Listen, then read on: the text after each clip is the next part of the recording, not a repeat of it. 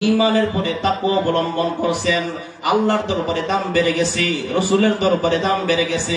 প্রত্যন্তরে আবু জাহেল, উতবা, শাইবা, আবু লাহাব ঈমান গ্রহণ করে নাই, তাকওয়ার দৌলত নাই, হাজারো সম্পদের মালিক হওয়ার পরেও আল্লাহর দরবারে এরা চিরজীবন অসন্তুষ্ট হয়ে থাকবে। তাহলে ইমানদার হইলি বান্দা দামি হয় না, কি লাগবে? তাকওয়া লাগবে, গুনাহ বর্জন লাগবে। এক কথায় যত রকমের গুনাহ আছে সব বর্জন করতে হইবে। গুনাহ বর্জন না করলে বান্দা আল্লাহর দরবারে দামি হইবে না।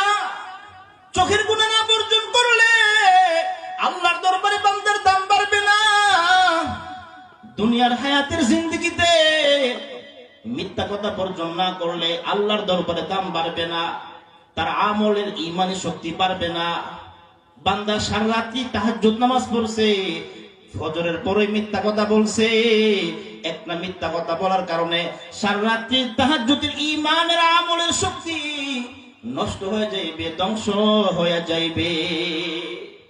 এই জন্য দুইটা কাজ করলে বান্দার ইমান দামি হয়ে যায়, আমল কি হয়ে যায়? দামি হয়ে যায়। আল্লাহ বলেন, ইত্তাকুল্লাহ ওয়া কুনু মা'আস সাদিকিন। গুনাহ বর্জন করো, আমি আল্লাহ তাআলাকে প্রকৃত ভয় করো। ঘুমাইতেছো, আমি আল্লাহ তাআলাকে ভয় করো। এ বান্দা বাজারে হাঁটতেছো, আমি আল্লাহ তাআলার ভয় করো। জমিনে কৃষি কাজ করতেছো, আমি আল্লাহ তাআলার ভয় করো। আজান হয়ে গেছে, মসজিদে চলে আসো। আজান হয়ে গেছে, দোকান লাগায়া মসজিদে চলে আসো। আজান হয়ে গেছে, আরামের বিছানা চাইরা ফজরের নামাজ পড়ার জন্য মসজিদে বান্দা তুমি চলে আসো। এর নাম হইল তাকওয়া, এর নাম হইল আল্লাহ তাআলার ভয়। আর বান্দা হাজার কোটি টাকার সম্পদের মালিক, কিন্তু ফজর জামাত মসজিদে আদায় করে না, ফজর নামাজ পড়ে না, বলেন সে আল্লাহর দরবারে দামি হইবে না?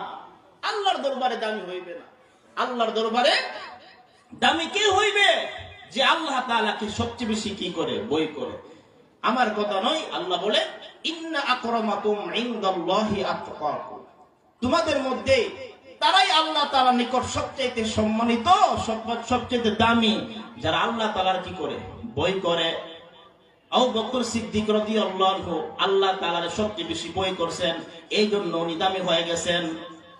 হযরত ফারুক আযম উমর রাদিয়াল্লাহু আল্লাহ তাআলার সবচেয়ে বেশি ভয় করছেন, এই জন্য উনি দামি হয়ে গেছেন। হযরত উসমান ইবনে আফফান রাদিয়াল্লাহু আনহু আল্লাহ তাআলার সবচেয়ে বেশি ভয় করেছেন, সেজন্য উনি দামি হয়ে গেছেন। হযরত আলী রাদিয়াল্লাহু আনহু আল্লাহ তাআলার সবচেয়ে বেশি ভয় করছেন, সেজন্য তিনি কি হয়ে গেছেন? দামি হয়ে গেছেন। প্রকান্তরে দুনিয়ার যে বাদশারা ছিল, নমরুদ, কারুন, ফেরাউন, সাদ্দাত, এদের দাম আল্লাহ তাআলার দরবারে নাই। ইসলামে এদের কোনো মূল্য নাই। কিয়ামত পর্যন্ত সকল মানুষরা এদের উপর লানত এবং অভিশাপের নিক্ষেপ করবে। বলেন না, যার দাম আল্লাহ তাআলার দরবারে নাই, তার দাম কি মানুষের কাছে থাকতে পারে? না। সারা দুনিয়ার মানুষ আপনার মূল্যায়ন করলো, কিন্তু আল্লাহর দরবারে আপনার দাম নাই। বুঝতে হবে, এই মূল্যায়নটাই সম্মানটা প্রকৃত সম্মান নয়। তাহলে বায়া দোস্ত বুজুর্গ, আল্লাহ তাআলার দরবারে বান্দা দুইটা কাজ করলে দামি হয়ে যায়। এক নাম্বার হলো যে নাকি গুনাহ বর্জন করবে, এক নাম্বার যে নাকি হারাম বর্জন করবে, এক নাম্বার যে নাকি সুদ বর্জন করবে, যে নাকি মিথ্যা কথা বলার বর্জন করবে, যে নাকি নামাজ পড়া শুরু করবে, ইসলামে তার দাম বেড়ে যাবে, ইসলামে তার মূল্য বেড়ে যাবে।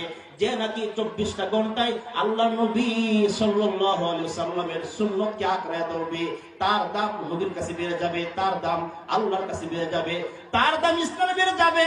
ওই যে আল্লাহ নবী মেরাজের রজনীতে গেলেন, জান্নাতের মধ্যে হযরত বেলাল রাদিয়াল্লাহু আনহুর পায়ের আওয়াজ শুনতে পাইলেন। আল্লাহ রাসূল মেরাজ থেকে এসে বলতেছেন, বেলাল, কি এমন আমল করো যার কারণে আমি জান্নাতের মধ্যে তোমার পায়ের খরমের আওয়াজ শুনতে পাইছি? এ ভাই, কেন দামি হয়েছেন বেলাল? ওই যে আল্লাহ নবীর কাছে ঈমান গ্রহণ করছে, ঈমানের পরে যত রকমের হারাম আছে সব বর্জন করছে। আরে কাফের মুশরিকরা হযরত বেলাল রে মক্কার মরুভূমিতে কত নির্যাতন করলো, কত জুলুম করলো, কত অত্যাচার করলো, এরপরে হযরত বেলাল গুনার কাজ করে নাই, আল্লাহ আল্লাহ জিকির বন্ধ করে নাই। এরপরও বেলাল রাদিয়াল্লাহু আনহু ঈমান ছাড়ে নাই, আমল ছাড়ে নাই, আল্লাহ আল্লাহ শব্দটা বন্ধ করে নাই। এই যে হার অবস্থায় হযরত বেলাল রাদিয়াল্লাহু আনহু আল্লাহ তাআলার ভয় করছেন, দিলের ভিতরে আল্লাহ তাআলার ভালোবাসা রাখছেন। এই জন্য হযরত বেলালের কলবের ভিতরে আল্লাহ তাআলা এমন একটা নজর মুহাব্বতের খাজনা দান করছেন, যার কারণে হযরত বেলাল রাদিয়াল্লাহু আনহু বলতেন, হার তামান্না দিল সে রুখসত হো গাই, हर तमन्ना दिल से रुखसत हो गई, अब तो आजा अब तो खुलवत हो गई। নামাজি ব্যক্তির ভিতরে আল্লাহ তাআলার মুহাব্বতের এক দৌলত দান করেন। সুন্নতওয়ালা বান্দার ভিতরে আল্লাহ তাআলা নবীজির খাঁটি ইশক ও মুহাব্বত ভালোবাসার এক দৌলত দান করেন। ভাই দোস্ত বুজুর্গ, ধন সম্পদশালী হই বান্দা, নবীজির দরবারে তার মূল্য নাই, তার দাম নাই, আল্লাহর দরবারে দাম নাই।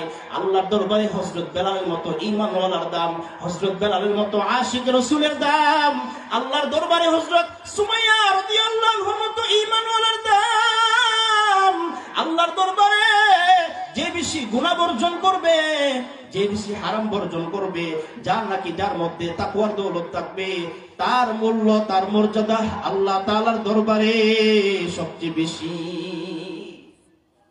ভাই দোস্ত বুজুর্গ, অনেক ভাইরা 60 বছর ধরে নামাজ পড়তেছে, কিন্তু নামাজের লাজ্জত কেন পাই না?